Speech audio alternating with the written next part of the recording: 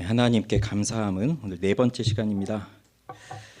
사무엘상 7장 3절에서 14절입니다.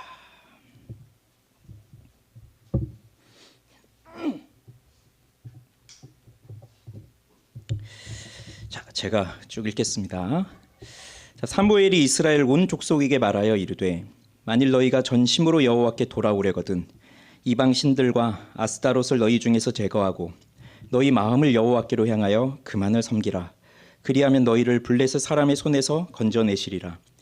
이에 이스라엘 자손이 바알들과 아스타롯을 제거하고 여호와만 섬기니라. 사무엘이 이르되 온 이스라엘은 미스바로 모이라. 내가 너희를 위하여 여호와께 기도하리라 하며 그들이 미스바에 모여 물을 길어 여호와 앞에 붓고 그날 종일 금식하고 거기에서 이르되 우리가 여호와께 범죄하였나이다 하니라.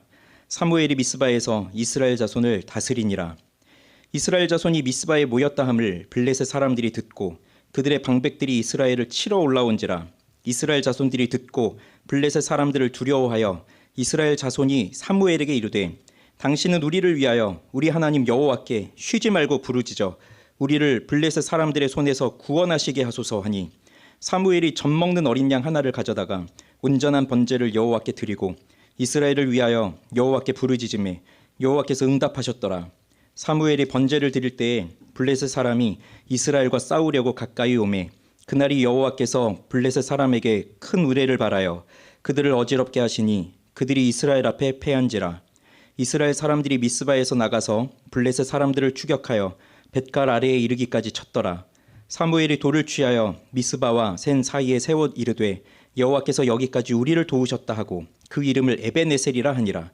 이에 블레셋 사람들이 굴복하여 다시는 이스라엘 지역 안에 들어오지 못하였으며 여호와의 손이 사무엘이 사는 날 동안에 블레셋 사람을 막으심에 블레셋 사람들이 이스라엘에게서 빼앗았던 성읍이 에그론부터 가드까지 이스라엘에게 회복되니 이스라엘이 그 사방 지역을 블레셋 사람들의 손에서 도로 찾았고 또 이스라엘과 아모리 사람 사이에 평화가 있었더라. 아멘. 자, 지금 오늘 읽은 본문은요, 아직 이스라엘의 왕이 세워지기 이전입니다. 그리고 사무엘이 마지막 사사로 등장하는 시기가 됩니다. 이 시기의 특징이라고 하면 사사시대의 마지막 때이니까 사사시대의 특징하면 생각나시죠? 각 사람이 자기 소견에 옳은 대로 행하니라. 자, 이게 사사시대의 특징이었죠. 자, 이러한 특징이 지금 가득했던 거예요. 그것을 사무엘상 3장 1절에서는 이렇게 표현해 주는데 아이 사무엘이 엘리 앞에서 여호와를 섬길 때에 여호와의 말씀이 희귀하여 이상이 흔히 보이지 않았더라. 자, 그렇게 이제 표현해 주는 겁니다. 하나님의 말씀이 잘 보이지 않는 때였죠. 사무엘이 아직 어렸을 때 그때 이스라엘의 지도자는 대제사장 엘리였습니다. 그리고 그의 아들들이 홈니와 비느하스였는데 이들은 영적인 분별함도 다 잃어버렸고요. 그리고 하나님 앞에서 거룩하게 섬기는 모습들도 잃어버렸습니다. 자, 그런 상황 속에서 블레셋과 전쟁이 일어나요. 사무엘상 4장에 나오는데 블레셋은 이스라엘을 정말 많이 괴롭힌 민족이죠. 계속해서 블레셋과 이스라엘은 다툼이 있습니다. 그런데 보통 이스라엘이 블레셋을 이기기보다 블레셋이 계속 이스라엘을 이렇게 치죠. 자, 그래서 이제 사무엘상 4장에서도 블레셋과의 전쟁이 나는데 이 전쟁이 시작되자 이스라엘은 4,000명이 죽어요. 그래서 이스라엘이 너무 두려웠더니까 그때 이 블레셋과의 전투에서 이기기 위해서 이들이 숨겨두었던 카드를 꺼내는데 자, 법궤를 출정시키는 겁니다. 법궤는 하나님의 임재의 상징이죠. 그리고 당시 고대 사회, 이 구약 시대의 전쟁은 나라와 나라, 민족과 민족의 전쟁이 아니라 신과 신의 전쟁이었어요. 그러니 이스라엘과 블레셋이 싸우는 전쟁이라면 지금은 이스라엘과 블레셋이 싸우는 거지만 이 당시 구약 시대는요, 이스라엘이 섬기는 신과 블레셋이 섬기는 신이 신과 신의 싸움이 그 구약 시대의 전쟁이었어요. 그러면 블레셋 사람들의 입장에서 봤을 때 이스라엘 백성들이 법궤를 들고 나오니까 이들은 어떻게 됐냐면 매우 두려워 떨었습니다. 그 법궤는 이들도 알고 있었어요. 애굽에서 나올 때 그 광야에서 수많은 기적을 일으키면서 그 대적들을 다 물리쳤던 그 여호와잖아요. 그 여호와가 그 법궤에 계시니 이제 우리는 큰일 났다. 누가 우리를 저 신에서 우리를 구하랴 하면서 커다란 두려움에 빠졌는데 그런데 아이러니하게 오히려 이것이 블레셋 사람들로 하여금 더 용감하게 만들었어요. 이제 저기 신 자체가 왔으니 우리 죽었다. 그러니 우리 이제 대장부처럼 싸우자 하고 나가가지고 전쟁을 해서 결국 이스라엘이 졌습니다. 이스라엘 사람들이 3만 명가량 죽어요. 그리고 더 큰 문제는 이 법궤를 블레셋에게 빼앗깁니다. 그 일이 일어난 후에요.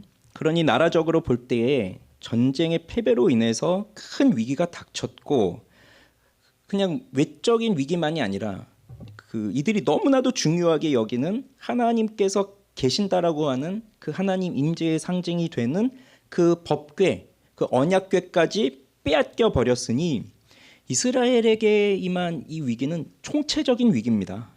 그래서 오늘 이 본문은요, 7장 본문을 읽었는데 오늘 본문을 이제 보면 이 위기를 이스라엘이 넘어가는 걸 보게 되잖아요.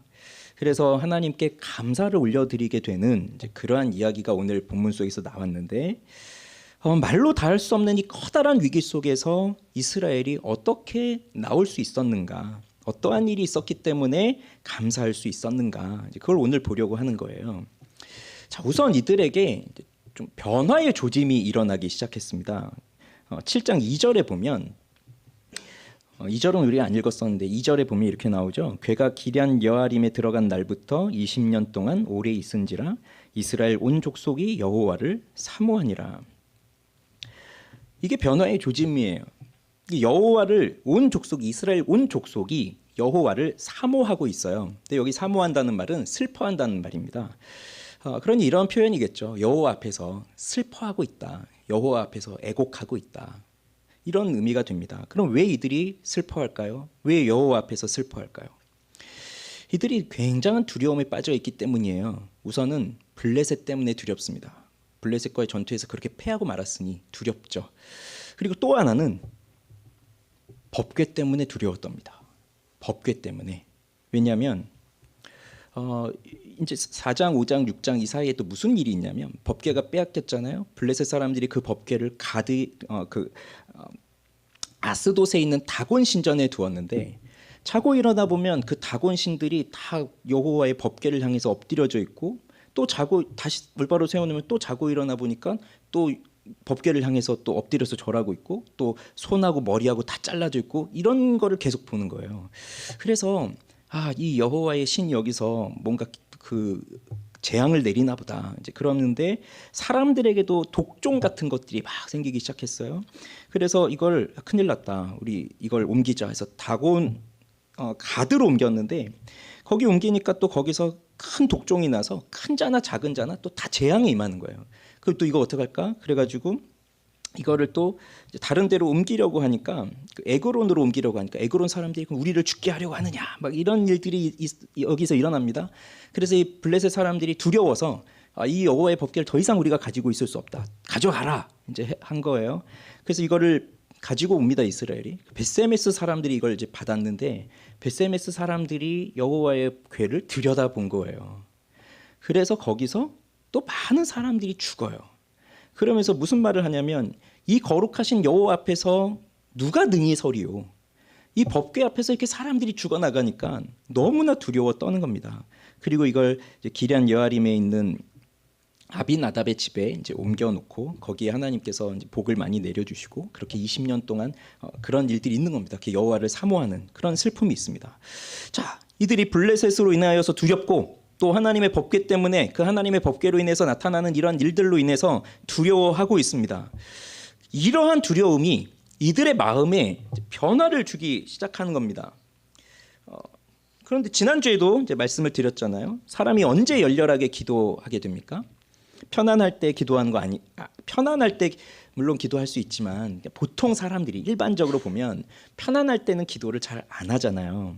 그래서 뭔가 이렇게 굉장히 힘들고 어려운 상황에 처하고, 그래서 나로 하여금 절박해질 수밖에 없는 그러한 상황에 빠질 때 우린 또 기도하게 된단 말이죠.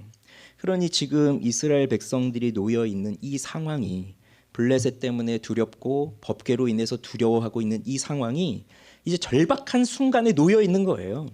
나라 자체가 망할 것이냐, 우리가 살 수 있을 것이냐, 이런 자체에 지금 놓여 있는 겁니다. 그래서 그 두려움의 상황, 법궤도 빼앗기고 수많은 사람들이 죽고 그럼 블레셋은 또 쳐들어와서 우리를 괴롭힐 것이고, 이렇게 되는 그 상황만을 놓고 본다면 이스라엘은 아무런 소망이 없는 그러한 두려움에 빠져서 살아가겠지만, 그러나 오히려 이 두려움이 오히려 하나님을 찾게 하는 한 줄기의 빛이 되어서 어둠으로 가득한 그 마음속에 빛으로 들어오기 시작하는 겁니다. 이때가 정말 중요한 거죠. 그냥 두려워하기만 하다면 안 되지만 그 두려워할 때 하나님을 찾아야 되는구나, 우리가 하나님 앞에서 슬퍼하며 하나님의 얼굴을 구해야 되겠구나라는 것이 우리에게 조금씩 들어오고 있을 때, 그때 그냥 그 마음을 무시하고 그냥 아무것도 안 하고 그냥 머물러 있다면 아무런 변화도 일어나지 않을 것입니다. 그러나 그때에 그러한 일들이 있을 때, 그러한 변화의 조짐이 일어나고 있을 때, 그때 하나님께 나아가야 돼요. 이게 너무 중요한 순간입니다. 이스라엘 백성들에게 너무 중요한 순간이에요. 지금 이 사무엘상 7장은. 그래서 이들은 가만히 있지 않았습니다. 무언가를 하기 시작했습니다. 무엇을 했느냐 한번 보세요. 자, 우선 3절을 보시면, 3절 우리 같이 읽겠습니다. 사무엘이 이스라엘 온 족속에게 말하여 이르되, 만일 너희가 전심으로 여호와께 돌아오려거든 이방 신들과 아스다롯을 너희 중에서 제거하고 너희 마음을 여호와께로 향하여 그만을 섬기라. 그리하면 너희를 블레셋 사람의 손에서 건져내시리라. 이제 여기서부터 사무엘이 본격적으로 이스라엘의 지도자로 이제 등장하기 시작합니다. 법궤도 빼앗겼고요. 대제사장이 죽었는데, 제사장은 또 이렇게 가문을 이어서 대를 이어서 내려오는데 대제사장 가문이 또 다 죽었어요.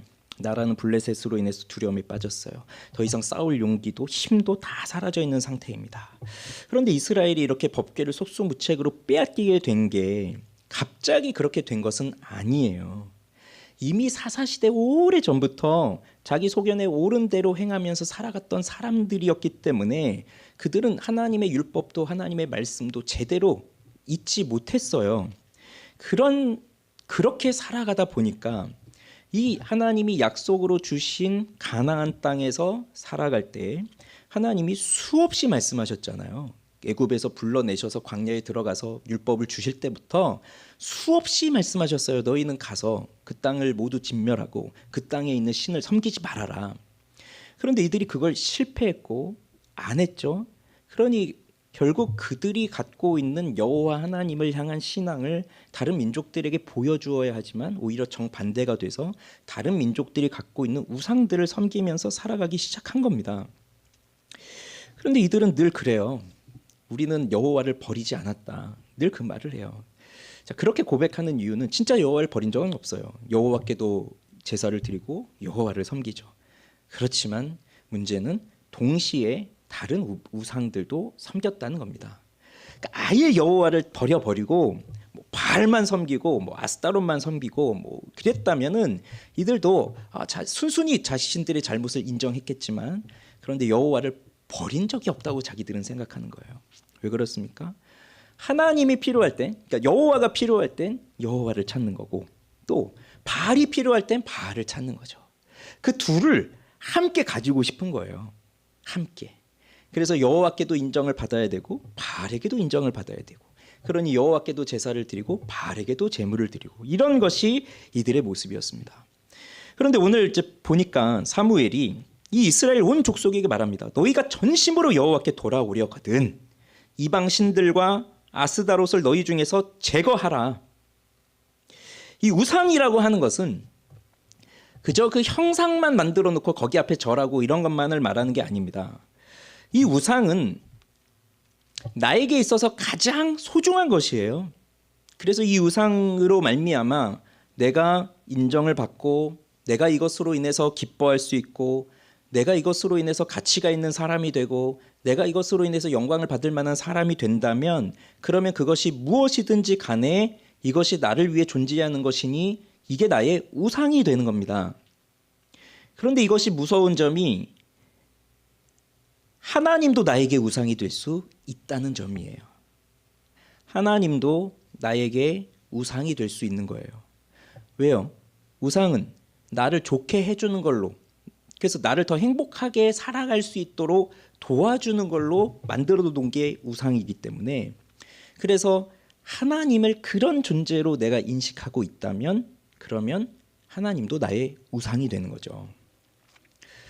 존 파이퍼 목사님이 이런 얘기 한 걸로 제가 기억이 나는데, 하도 뭐 여기저기서 많이 들어가지고 이거 여기저기서 많이 보고 잘 기억이 안 날 때도 있지만 제 기억은 존 파이퍼 목사님의 책에서 봤던 것 같아요. 설교든지 이런 말씀을 하십니다. 사람이 예를 들어서 이런 거예요. 식당에 갔어요. 아주 좋은 그 호텔 고급 레스토랑에 간 거예요. 그래서 메뉴판을 딱 들고 주문을 이제 딱 합니다. 이거 주세요. 근데 웨이터가 왔는데 왠지 여기 있는 나한테 온 웨이터보다 저기 있는 저 사람이 더 좋아 보이는 거예요. 그래서 죄송한데 나 저분한테 좀 주문을 하고 싶습니다. 좀 그래도 될까요? 하고 웨이터를 바꿔가지고 그 사람 불러가지고 그 사람한테 저 이거 주세요. 이렇게 했다는 거죠. 이게 뭘 얘기하는 걸까요? 이방 신들을 섬기고 우상을 섬기던 사람이 하나님을 섬긴다고 할 때 그 오늘날 현대의 정신들이 뭐냐면, 우상 앞에서 내가 이것 좀 주세요라고 이렇게 주문을 하고 있는데 어느 날 보니까 얘는 별로 능력이 없어 보여요. 차라리 저 사람이 더 능력이 있어 보여요. 그러니까 이 신이 별로 능력이 없어 보이고 저 신이 더 능력이 있어 보이는 거예요. 그 하나님이라고 하는 신이. 그래서 바꾸는 거예요. 하나님으로 바꾸는 거예요. 바꿔놓고 주문하는 건 똑같은 걸 주문을 하는 거죠. 이해되시죠? 그러니까 이게 하나님도 우상처럼 사람들이 섬긴다는 거예요. 그냥 나의 도움을 위해서, 나의 이익을 위해서, 나의 안전을 위해서. 그런데 하나님이 그렇게 우리에게 이용당하시는 분은 아니잖아요. 그리고 우리로 하여금 하나님을 이용하라고 그렇게 계신 것도 아니잖아요. 그러니 이 문제는 굉장히 커다란 문제입니다. 차라리 하나님 믿지 않고 예수님 모르고 살아가는 사람들이 우상을 섬기는 것과 이렇게 우리처럼 하나님도 잘 알고 하나님도 섬기고 또 열심히 이렇게 교회를 섬기고 하는 사람들이 이런 잘못된 신앙에 빠져서 하나님을 우상화하면서 마치 하나님도 내 이익을 위해서 존재하고 계시는 신이라고 생각하면서 살아간다면 그건 더 위험한 문제가 되는 거죠. 이게 바로 이스라엘 백성들의 모습이었던 거예요. 그러니 한편으로는 하나님도 잘 섬기려고 하고 한편으로는 바알을 비롯해서 그 이방인들이 섬기고 있는 우상을 잘 섬기려고 했던 거죠. 이게 어디서 나타났냐면 법궤를 가지고 전쟁에 나가는 것, 거기서 나타나는 겁니다. 왜 법궤를 들고 나가겠어요? 그게 이들에게 우상이었던 거예요. 전쟁에서 지네? 근데 여호와께서 함께 하시면 우린 이길 수 있어. 근데 여호와께서 함께 하시는 것이 무엇으로 나타날까? 그래, 법궤를 들고 나가면 여호와께서 함께 하시는 거야. 그럼 법궤 들고 나가면 그러면 그 하나님이 다 해주실 거라고 생각하는 거죠. 자기들을 위해서. 정작 자신들은 어떻게 살고 있는지, 하나님을 어떻게 대하고 있는지, 하나님 앞에 어떠한 모습으로 자기들은 순종하고 있는지, 말씀을 지키고 있는지 그런 것들은 돌아보지 않고 그냥 하나님 법궤만 들고 나가면 하나님이 알아서 우리를 위해서 다 해주실 것이다, 이런 생각을 하고 있는 것이 그게 우상입니다. 우상. 그래서 이 우상 숭배는 모든 죄의 뿌리가 돼요. 그래서 처음으로 사무엘이 말하는 게 너희가 전심으로 여호와께 돌아오려거든 이방 신들과 아스다롯을 너희 중에서 제거하고 너희 마음을 여호와께로 향하여 하나님만을 섬겨라. 그리하면 너희를 블레셋 사람의 손에서 건져내시리라. 이렇게 명했고 이에 이스라엘 백성들이 바알들과 아스다롯을 제거하고 여호와만을 섬깁니다. 자, 그런 다음 무슨 일이 일어나냐면 5절 같이 읽습니다. 시작. 사무엘이 이르되 온 이스라엘은 미스바로 모이라. 내가 너희를 위하여 여호와께 기도하리라. 자, 이렇게 우상을 다 버리고 거기서 끝난 게 아니라 사무엘은 이제 더 명합니다. 미스바로 모여라. 내가 너희를 위하여 여호와께 기도하리라. 왜 모이라고 하는 거죠? 기도하기 위해서예요. 사무엘이 내가 너희를 위해서 기도하겠다라고 하는 겁니다. 그런데 이제 생각을 해보십시오. 그냥 상식적으로 생각을 해보세요. 이스라엘 백성들을 다 모이게 했습니다. 그러면 사무엘이 여호와께 이 이스라엘을 위해서 기도하는데 사무엘이 기도할 때 이스라엘 백성들은 거기 모여서 뭐 하고 있을까요? 상식적으로. 사무엘이 내가 너희를 위해 간절히 여호와께 기도하겠다라고 하고 있을 때 여기 모인 이스라엘 백성들은 뭐 하고 있겠어요? 구경하고 있겠어요? 뭐 밥 먹고 있겠어요? 딴 거 하고 있겠어요? 같이 기도하는 거죠. 사무엘이 그렇게 너희들을 위해 기도하겠다라고 할 때에 이스라엘 백성들도, 그 자리에 모인 이스라엘 백성들도 함께 기도하는 겁니다. 이건 사무엘만 기도한다는 의미가 아니에요. 같이 기도한다는 겁니다. 그런데 이게 왜 중요하냐면 이스라엘 백성들을 생각해 보세요. 평소에 하나님도 생각하지 않았고 오히려 바알을 더 좋아했고 자기 마음대로 사는 게 더 좋았고 그랬던 사람들이에요. 그런데 하나님이 어떠한 분인지에 대한 지식도 다 사라져서 법궤를 마치 무슨 부적 쓰듯이 그렇게 쓰고 그랬던 사람들이에요. 이런 사람들이 오늘 갑자기 자 모여 우리 기도합니다. 자 우리 통성 기도합니다. 주여 3번 부르고 우리 3시간 동안 우리 밤새서 철야기도 합시다라고 하면요. 그렇게 평소에 죄짓고 그러고 살던 사람들이 그래도 마음 좀 바꿔서 이제 하나님만 섬겨야 되겠다 하고 나왔는데 그렇게 나왔는데 이 사람들이 오늘 밤새서 철야로 그렇게 기도할 수가 있을까요? 물론 하나님이 은혜를 주시면 가능은 해요. 그렇지만 일반적으로 봤을 때 기도하는 것은 그렇게 쉽지가 않아요. 평소에 기도 안 했던 사람들이 지금 하나님이 누군지도 모르고 있잖아요. 하나님이 어떠한 분이신지도. 그렇기 때문에 하나님과 더 가까이 있고 하나님과 더 친밀한 관계 가운데 있는 사람이 그 공동체를 위해서 또 기도하지 못하는 사람을 위해서 같이 함께 대신해서 기도해 주는 일은 너무나 중요한 일입니다. 그러니 내가 너희를 위해서 기도할게 사무엘이 말했습니다. 그런데 너희는 각자 집에서 알아서 있거라 라고 하고 사무엘만 혼자 어디 가서 간절히 산에서 기도한다. 사람들은요 다 흩어져서 다 딴짓하고 있는 거죠. 그런데 다 같이 모인 거예요. 다 같이 모여서 사무엘이 기도하기 시작합니다. 그러면 그들이 그 기도 소리를 듣잖아요. 그러면서 그 같이 모인 자리에서 기도하는 일이 일어나는 거예요. 이게 우리가 교회가 함께 모여서 기도하는 이유가 되는 겁니다. 공동체가 함께 모여서 기도하는 거. 우리 금요일에도 이렇게 모여서 기도하는 거, 뭐 새벽에도 모여서 기도하는 거, 이런 것들이 뭐 하나님이 꼭 우리가 모여서 기도할 때만 들어주십니까? 그런 건 아니잖아요. 각자 은밀한 골방에 들어가서 혼자 속으로 기도해도 하나님은 다 응답하시지만, 그런데 이렇게 함께 공동체로 모여서 기도할 때에는 그 사람들을 바꾸시는 거예요. 기도하지 못하는 사람들을 기도하게 바꾸시는 거고요. 또 기도하고 있는 사람들은 나만을 위해서 기도하는 게 아니라 또 우리 공동체를 위해서 기도할 수 있도록 그렇게 바꾸시는 거죠. 지금 이 일이 미스바에서 일어나고 있는 겁니다. 그리고 우리 교회도, 우리 금요기도에도 이런 일이 일어나기를 바랍니다. 그런데 지금 미스바에 모여서 기도하는 이 기도 속에 특징이 나타나고 있어요. 바로 회개가 이 속에 포함되어 있습니다. 회개가. 그래서 6절부터 보면 그들이 미스바에 모여 물을 길어 여호와 앞에 붓고 그날 종일 금식하고 거기에서 이르되 우리가 여호와께 범죄하였나이다 아니라. 자, 이 말을 보면 회개가 여기 속에 들어가 있어요. 그래서 우선 구체적 행동들이 나오는데 물을 길어서 여호와 앞에 물을 부었다고 나옵니다. 사실 이 행동이 무엇을 뜻하는지는 정확하게 알 수가 없어요. 성경에 나오지 않으니까. 그리고 이렇게 물을 길어다가 물을 붓고 하는 것이 제사 형식에도 나오진 않는단 말이죠.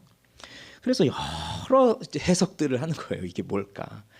근데 이제 제 마음에 딱 와닿는 해석이 하나 있었는데, 이게 뭐냐면 지금 물을 길어 와가지고 물을 부은 거잖아요. 이 물을 부었다는 건 뭐 어떤 분은 그래요. 이제 세례도 물로 세례를 받으면서 이 물로 죄를 씻어내는 거다, 뭐 그런 의미들, 아니면 이게 제의 형식이다, 이런 의미 있지만, 생각해 보십시오. 물을 여기다 쏟아 부었는데 그 쏟아 부은 물을 다시 원래 상태로 되돌릴 수가 있을까요? 없죠. 그러니까 한 번 쏟아진 물은 이미 쏟아져 버렸기 때문에 돌이킬 수가 없는 거예요. 그러니까 이게 여호와 앞에서 이렇게 물을 부었다는 게 지금까지 우리가 살아왔던 우리의 인생이 하나님이 아닌 다른 우상들을 섬기고 나의 이익을 위해서 내 죄를 짓고 살아가던 내 인생은 이제 돌이킬 수 없습니다. 이미 벌어진 일이라는 거예요. 그걸 아무리 내가 지금 여기서 없던 일로 해보려고 해도 없던 일로 만들 수가 없다는 거죠. 그런 이스라엘은 이미 죄를 지었고 우상을 섬기면서 살았다는 것을 그 행위를 통해서 고백을 하는 것이고, 그럼 결국 뭡니까? 내 힘으로는 돌이킬 수 없습니다. 나는 죄를 내가 씻을 수 없습니다. 우상을 섬겼던 나의 죄를 다시 없던 걸로 돌이킬 수 없습니다. 오로지 하나님만이 나를 돌이키실 수 있습니다. 하나님만이 나를 회복시키실 수 있습니다. 그러한 심정으로 물을 부었다는 겁니다. 그러면서 그날 종일 금식을 했대요. 금식이라고 하는 것은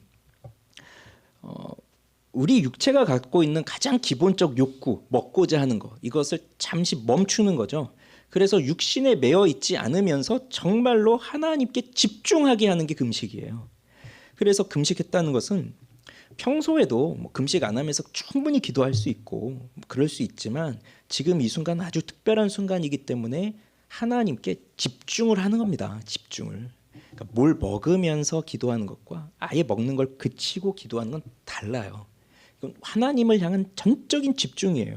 그래서 연결이 되는 거죠. 하나님만이 우리를 도우실 수 있습니다. 그러면서 하는 고백이 이거예요. 우리가 여호와께 범죄하였습니다. 우리가 여호와께 범죄하였습니다. 이 고백을 하는 거예요.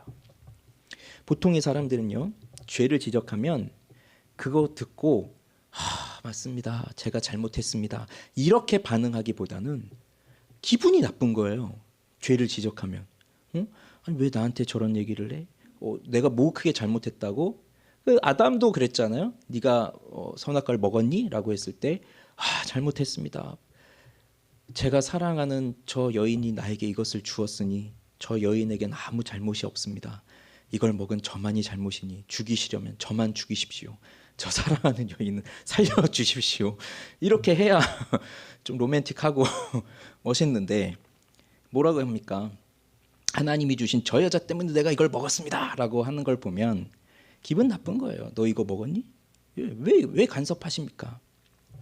그런데 오늘 보면 우리가 여호와께 범죄하였습니다 라고 고백하는 건 마음이 하나님의 은혜를 받을 준비가 된 거예요. 그래서 하나님께서 그 말씀으로 우리의 죄를 지적하시고 우리의 죄를 드러내 보이실 때 그것을 인정하게 되고 받아들이게 되고, 우린 정말 하나님 앞에 범죄하였구나. 내가 그동안 우상을 섬기면서 살아왔던 거, 내가 좀 잘 먹고 잘 살아보려고 저 바알을 섬기면서 살았던 것, 이것이 정말 잘못된 일이구나 라고 하는 것을 깊이 깨닫게 되면서 그러면서 인정하게 되는 거죠. 그래서 미스바에 모인 겁니다. 다. 그런데 지금 이렇게 모이는 건 사실 위험한 거예요. 그렇게 지혜로워 보이진 않아요. 이들이 블레셋을 반격을 해서 전쟁을 일으키려고 모여서 뭐 전쟁 연습을 하고 군대 훈련을 하고 그런 게 아니라 이들은 아무것도 안 하고 그냥 모인 겁니다. 기도하기 위해서. 게다가 금식까지 했어요. 그럼 블레셋이 그걸 보고 쳐들어오면 한 번에 다 멸하는 거예요. 이건 그렇게 좋아 보이진 않죠. 그렇지만 각자의 자리에서 숨어서 조용히 그렇게 블레셋이 다 쳐들어올 것을 넘어가면서 그렇게 숨어 있는 게 좋은 게 아니라 하나님은 이들을 다 끌어모으셔가지고 모이게 하신 거예요. 모여서 기도하고 회개하게 하신 겁니다. 그런데 여기서 이제 진짜 다음으로 이어지는 이야기가 염려하는 일들이 일어나는 거예요. 이스라엘이 미스바에 모였다는 것을 블레셋 사람들이 듣습니다. 그런 다음에 정말로 이스라엘을 치러 와요. 공격을 하러 와요. 7절을 보면요. 이스라엘 자손이 미스바에 모였다함을 블레셋 사람들이 들었죠. 그 다음에 또 그들의 방백들이 이스라엘을 치러 올라왔는데 이스라엘 자손들이 듣고, 이스라엘 자손도 들었어요. 블레셋 사람들을 두려워요. 듣고가 두 번 이렇게 반복되고 있는데 하나는 블레셋 사람들이 들은 거고 하나는 이스라엘 사람들이 들은 거예요. 그런데 반응이 너무 다르죠.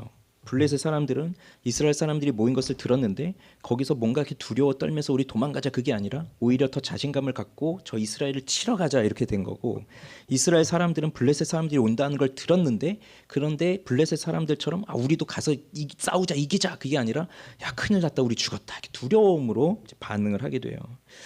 이것이 바로 우리 앞에 놓여지는 현실입니다. 어떤 현실이냐면 하나님 앞에 회개한 사람 앞에 놓이는 현실이라는 거예요. 이상하지 않아요? 지금 그 수백 년 동안 그 사사시대 동안 정말 하나님도 없이 살아가던 이 사람들이 드디어 사무엘을 중심으로 해서 여호와를 찾기 시작했어요. 우리의 죄를 고백하면서 회개하기 시작했어요.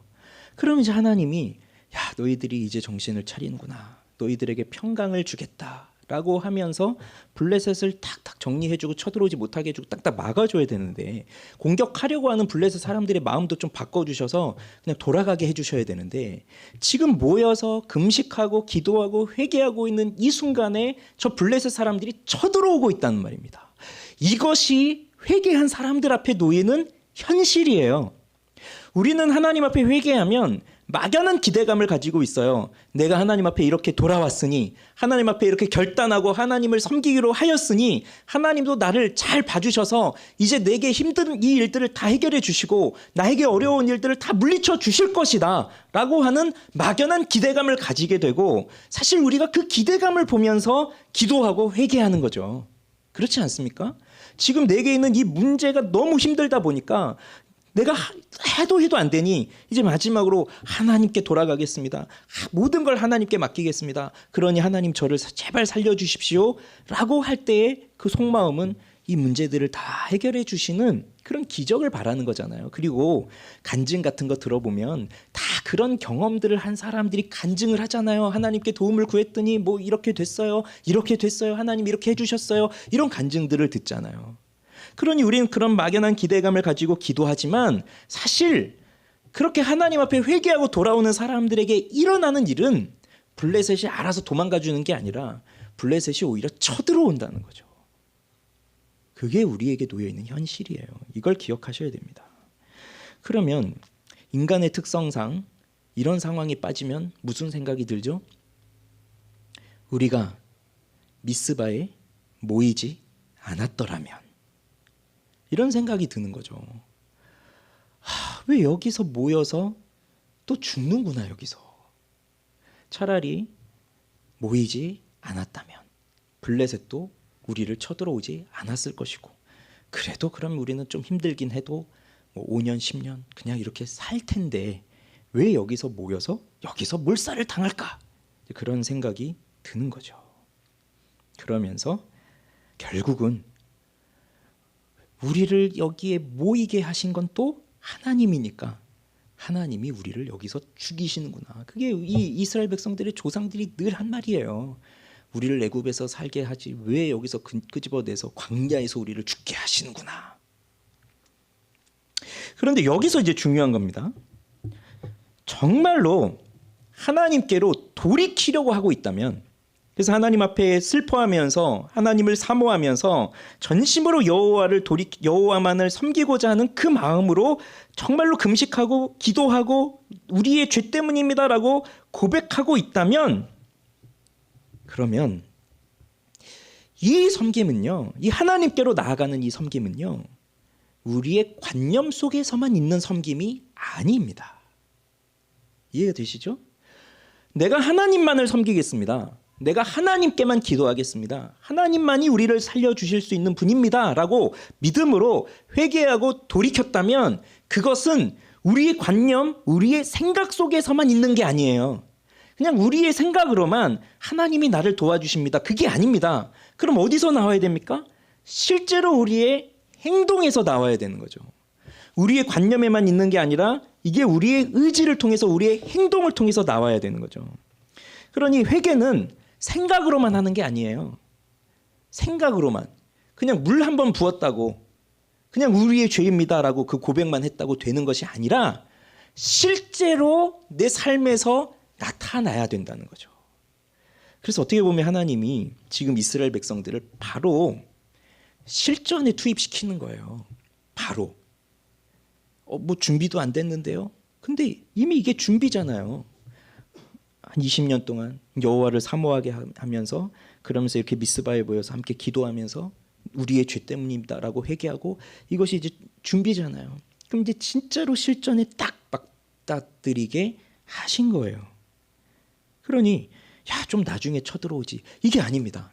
지금입니다. 지금 이 상황. 그러니 객관적으로 보면 싸울 수 있는 상황도 아니에요. 그렇지만 지금이에요. 왜요? 이스라엘이 이제는 변화됐거든요. 변화됐어요. 어떻게 변화됐습니까? 예전 같으면 난리를 쳤겠죠. 도망갔겠죠. 그래서 했던 게 그 사무엘상 4장에서는 법궤 들고 나온 거예요. 그런데 이제는 이 두려움을 어떻게 이겨나가야 되는지를 이스라엘 백성들이 알게 된 거예요. 정말 하나님만이 우리를 도와주실 수 있다. 그걸 알게 된 거예요. 그래서 이들이 이렇게 합니다. 8절 이렇게 말해요. 이스라엘 자손이 사무엘에게 이르되 당신은 우리를 위하여 우리 하나님 여호와께 쉬지 말고 부르짖어 우리를 블레셋 사람들의 손에서 구원하시게 하소서. 그러니 옛날 같으면 법궤 들고 나가고 뭐 하나님 뭐 저쩌고 이러면서 할 텐데, 그런데 이제는 그게 아니에요. 기도해달라고 요청하는 거예요. 사무엘은 뭐 전쟁에 능한 사람입니까? 무슨 제갈공명처럼 뭐 사무엘은 딱 전략 짜면 촥촥 저기 하고 뭐 그런 사람이 사무엘입니까? 아닙니다. 사무엘은 그저 하나님의 말씀을 전하는 선지자이고 하나님의 백성들을 위해서 하나님께 기도하는 사람일 뿐이에요. 그런데 이 전쟁에서 이길 수 있는 방법은 무슨 전략이 뛰어난 사람, 무슨 전술에 뛰어나고 훌륭한 무기를 갖고 그것이 아니라 하나님께 기도해야만 이긴다는 것을 이스라엘 백성들이 이제 확실하게 알게 된 겁니다. 그래서 신명기 4장 7절에서 우리 하나님 여호와께서 우리가 그에게 기도할 때마다 우리에게 가까이 하심과 같이 그 신이 가까이 함을 얻은 큰 나라가 어디 있느냐. 그러니 우리가 기도할 때마다 하나님은 우리와 함께 하신다는 것을 이들이 이제서야 깨닫게 된 겁니다. 그러니 옛날 같으면 법궤 들고 나가서 뭔가 미신적으로 그렇게 했겠지만 이제는 기도를 통해서 하나님이 우리와 함께 하신다는 것을 확신하는 거예요. 하나님 앞에 모여 기도하고 있을 때 하나님이 함께 하신다는 것을 깊이 깨달은 거예요. 그때 사무엘이 백성들에게 명령합니다. 9절 같이 읽습니다. 사무엘이 젖 먹는 어린 양 하나를 가져다가 온전한 번제를 여호와께 드리고 이스라엘을 위하여 여호와께 부르짖음에 여호와께서 응답하셨더라. 번제는 제물의 가죽을 제외한 모든 걸 다 태워드리는 게 번제예요. 그래서 번제는 헌신을 의미합니다. 헌신. 그런데 이상하잖아요. 지금 지금 전쟁이 딱 벌어지고 있는 상황이고 블레셋 군대가 지금 우리를 향해서 막 달려오고 있을 때 그럼 빨리 뭔가 전열을 갖추고 해야 되는데 지금 이들 무기도 없는데, 근데 이때 하는 건 느긋하게 야 어린 양 하나 가져와라. 그러면서 우리 제사드리자 이겁니다. 근데 그냥 제사라고 하지 않고 온전한 번제를 여호와께 드리고라고 되어 있습니다. 온전한 번제를. 그러니 지금까지 이스라엘 백성들 속에 번제가 끊어지진 않았을 거예요. 뭐 매일매일 상번제를 하루에 2번씩 드렸으니까 이것이 끊어지진 않았을 거예요. 그러나 온전한 번제는 사실 없었던 거였죠. 그런데 이때 온전한 번제를 드리는 겁니다.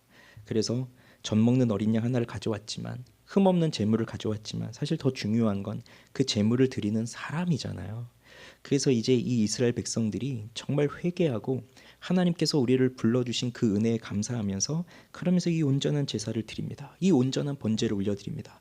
이 번제를 드리기 위해서 준비하는 과정부터 해서 그 모든 순간들이 하나님께 자신을 다 갖다 드리는 그런 바치는 그런 순간입니다. 그러면서 지금 적군이 우리 코앞에까지 쳐들어왔는데 이런 순간에 사무엘과 함께 온전한 번제를 드리고 있다는 것은 우리가 하나님 앞에 어떠한 사람들인가라고 하는 것을 깊이 깨달았기 때문에 가능한 일이에요. 하나님 앞에 내가 누구인지를 모르고 있다면 이 상황에서 번제 드리고 있을 수가 없죠. 도망을 가든지 해야죠.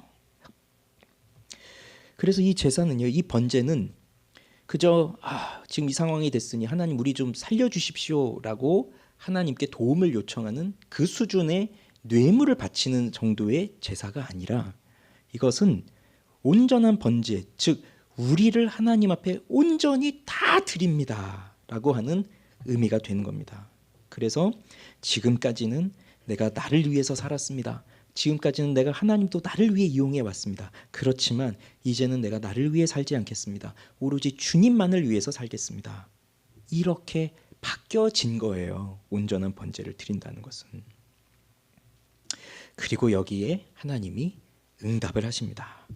자, 10절을 보십시오. 사무엘이 번제를 드릴 때 블레셋 사람이 이스라엘과 싸우려고 가까이 오매. 같이 읽습니다. 그날에 여호와께서 블레셋 사람에게 큰 우레를 발하여 그들을 어지럽게 하시니 그들이 이스라엘 앞에 패한지라. 보십시오. 사실 이스라엘은 뭐 전쟁을 하고 싸우고 그럴 만한 힘도 없고 뭐 능력도 없습니다. 게다가 지금 금식했잖아요. 밥도 못 먹었어요. 얼마나 힘이 없겠습니까? 무기도 없습니다. 그런데 지금 이렇게 하나님 앞에 회개하고 온전한 번제를 올려드리고 있는 그 순간에 하나님은 이스라엘을 대신하여 싸워주시는 겁니다. 그래서 우레를 발하여서 저들을 다 치셨어요.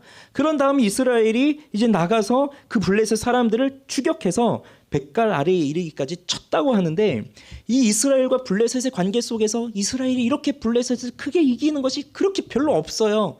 그러니 오랜 세월 동안 블레셋에 의해서 압제를 당하고 그 침략을 당하고 약탈을 당하고 그렇게 신지들이 죽임을 당하고 그렇게 살아가던 이스라엘이 이 블레셋을 끝까지 쫓아가서 이렇게 큰 승리를 거둔다는 것이 얼마나 감격스러운 순간이겠습니까? 이들에게 있어서.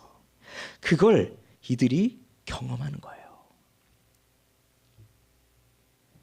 이게 회개한 사람들 앞에 나타나는 현실이고, 그리고 그 현실 앞에서 그냥 생각으로만 회개하는 게 아니라 정말로 온 힘을 다하여 회개하는 그 하나님의 사람들에게 하나님이 베푸시는 놀라운 응답입니다. 이게 바로 믿음의 싸움이죠. 나는 싸울 수 없습니다. 그렇지만 내가 해야 할 것은 온전한 헌신이에요. 하나님께 온전히 나를 올려드리는 거예요. 그래서 우리는 항상 이걸 생각해야 돼요. 하나님이 우리를 도우신다. 이걸 항상 생각하고 있어야 돼요. 그래서 일반적인 사람들, 하나님의 도움을 모르는 사람들은 어떠한 일들을 계획하고 이렇게 나갈 때 다 자기들의 생각 속에서, 자신들의 상식 속에서 일을 계획해 나가죠. 이렇게 하고 이렇게 하고 이렇게 하고. 그런데 우리 그리스도인들에게는요, 물론 우리의 지혜를 따라서 이렇게 일을 계획하지만, 그런데 우리가 또 꼭 기억해야 될 것이 뭐냐면 하나님이 우리를 도우신다. 이걸 꼭 기억하고 있어야 돼요.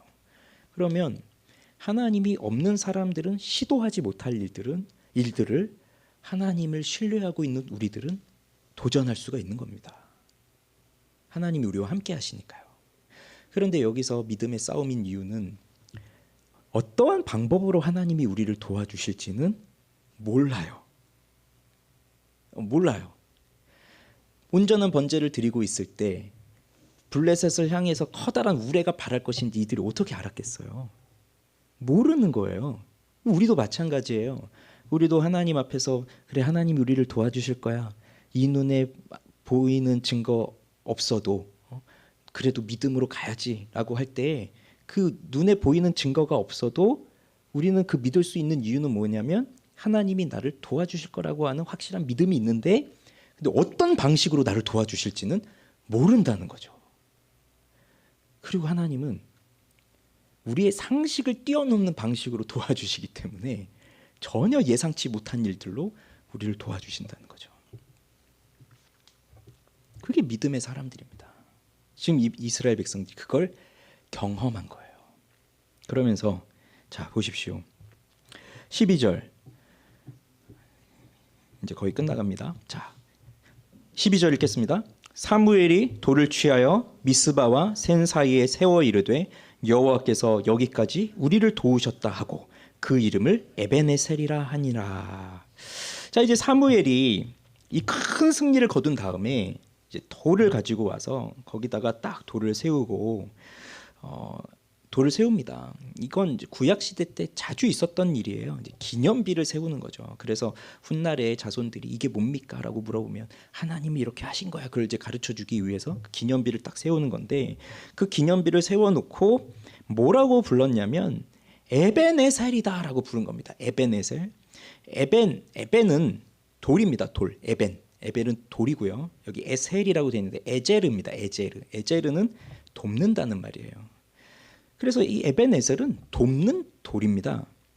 그런데 이 에제르는요, 그냥 뭐 내 물건 하나 들고 가는데 옆에서 좀 같이 들어주는 뭐 그 정도의 도움을 말하는 게 아니라, 이것은 죽음 직전에서 나를 살려주는 그런 도움이에요.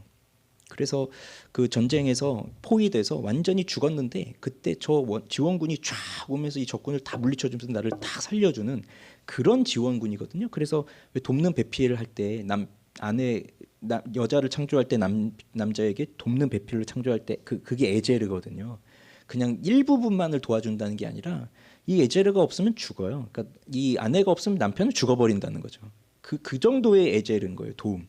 오늘 이 에벤에셀이 그렇게 우리를 도와주셨다. 죽음 직전에 있는 우리를 그냥 뭐 잠깐 도와줬다 그게 아니라 완전히 우리를 살려주셨다. 그걸 고백하고 있는 겁니다. 에벤에셀. 그런데 이제 마지막으로요. 적용을 하면서 마칠게요. 그런데요. 이 에벤에셀. 자, 하나님이 여기까지 우리를 도우셨다. 이제 그 의미가 되는데 에벤에셀이 여기만 나오지 않아요. 또 이 사무엘상에서 또 나오는 데가 있어요. 찾아보실래요? 앞에 나올까요? 뒤에 나올까요? 뒤에 나와야 될 것 같잖아요. 근데 앞에 나옵니다. 어디 나오냐면 4장 1절이에요. 4장 1절입니다. 자, 읽어봅시다. 이스라엘은 나가서 블레셋 사람들과 싸우려고 에벤에셀 곁에 진치고 블레셋 사람들은 아벡에 진쳤더니 여기 에벤에셀이 나오죠. 근데 이 사무엘상 4장은 무슨 이야기였죠? 블레셋하고 싸워서 져가지고 법궤 들고 나갔다가 법궤까지 빼앗겼던 그 날이 바로 이 날인데 이때 에벤에셀 곁에 진을 쳤다고 해요. 그러니 이 에벤에셀이 지금 이 7장 전만 하더라도 에벤에셀은 어떠한 곳으로 기억이 되고 있었냐면 하나님의 법궤를 빼앗긴 처참한 실패의 날, 패배의 날, 비참한 날 그런 날로 기억이 되고 있었던 거죠. 그런데 오늘 여기서는요. 이 에벤에셀은 하나님이 우리를 여기까지 도와주셨다라고 하는 완전히 바뀌어지는 그 역사가 여기에 있는 거예요. 그러면 우리는 그렇습니다. 에벤에셀이라고 하는 것이 사실 우리는 두 가지를 다 가지고 있는 거예요. 여기서 실패하고 패배하고 넘어져서 하나님이 과연 우리를 보고 계시기는 한 걸까라고 하는 의심을 갖고 있는 상황일 수도 있고 또 한편으로는 그래 하나님이 여기까지 우리를 도우셨구나라고 생각할 수 있는 그러한 곳이 될 수도 있어요. 그럼 중요한 건 무엇입니까? 우리가 과연 하나님의 도움을 받을 수 있을 만한 사람인가 하는 거죠. 그럼 오늘 이스라엘 백성들이 어떠하였습니까? 그때는 그냥 법궤 들고 나가서 그러면 다 되겠지 하는 거였지만 오늘 7장에 보면 그들은 하나님 앞에 기도하기 위해 모였고 철저하게 회개하면서 하나님 앞에 자신의 죄를 고백하였고 그리고 정말 그 눈앞에 보여지는 그 위기 앞에서도 그들은 두려웠지만 그런데 그 두려움을 이길 수 있는 것은 오직 하나님밖에 없다라는 것을 믿으면서 마치 지난주에 바울이 얘기해 준 것처럼 아무것도 염려하지 말고 너희 구할 것을 감사함으로 하라. 하나님의 평강이 그리스도 예수 안에서 너희 마음과 생각을 지켜주신다라고 하는 것을 마치 그 말씀을 알고 있는 것처럼 그렇게 그들이 이 모습을 하고 있는 거예요. 하나님 앞에 감사함으로 구하고 있는 거예요. 그리고 그것을 하나님께서 응답해 주신 것을 또 보면서 하나님이 여기까지 우리를 도와주셨구나. 그것을 깨닫게 되고 그것을 보게 되니까 또 어떻게 살아가겠어요? 어려움이 있어도 여기까지 도와주신 하나님이 오늘도 나를 도와주신다라고 하는 그 믿음을 가지고 살아가게 되는 거죠. 그리고 그것은 우리 주 예수 그리스도를 통해서 우리에게 더 확실하게 보여졌고요. 그러니 여기까지 도우신 하나님이 앞으로의 일도 도우실 것이다 라고 하는 확신을 갖고 살아가게 되는 겁니다. 올 한 해 우리의 삶을 돌아보십시오. 우리라고 해서 왜 어려움이 없었겠습니까? 왜 우리에게 좋은 일만 있었겠습니까? 다 힘들고 어려운 순간들, 고민하는 순간들, 또 결정한 것에 따르는 후회들, 여러 가지 일들이 우리 가운데 있었을 겁니다. 그래서 법궤를 빼앗긴 것처럼 정말 내가 붙들고 있는 걸 다 빼앗긴, 내가 의지하고 있는 거 다 빼앗겨 버린 그러한 비참한 순간에 떨어져 있을 수도 있었습니다. 그렇지만 오늘 우리가 여기 있잖아요. 오늘 우리 여기에 있어요. 비록 여기까지 오는 동안에 피도 흘리고 여기 깨져서 다치고 쓰러지고 그랬지만 그래도 오늘 우린 다른 데 있지 않고 여기 있어요. 기도하는 여기 이 자리에 있어요. 왜요? 하나님이 도와주셨기 때문이에요. 내가 혼자 온 거 아닙니다. 내가 잘해서 여기까지 버티고 온 거 아닙니다. 나 혼자 버텨서 여기까지 온 거 아닙니다. 하나님이 나를 여기까지 도와주셨으니까. 그럼 이제 어떻게 해야 되겠습니까? 온전한 번제를 드리는 거죠. 온전한 헌신을. 하나님을 이용하는 게 아니라 이제 하나님께 우리를 드려야 되는 거예요. 그런 은혜가 우리에게 넘치기를 바랍니다. 우리 기도하기 전에 우리 이 찬양 부르면 좋겠는데, 우리 감사하신 하나님, 에베네셀 하나님, 우리 이 찬양 부릅시다.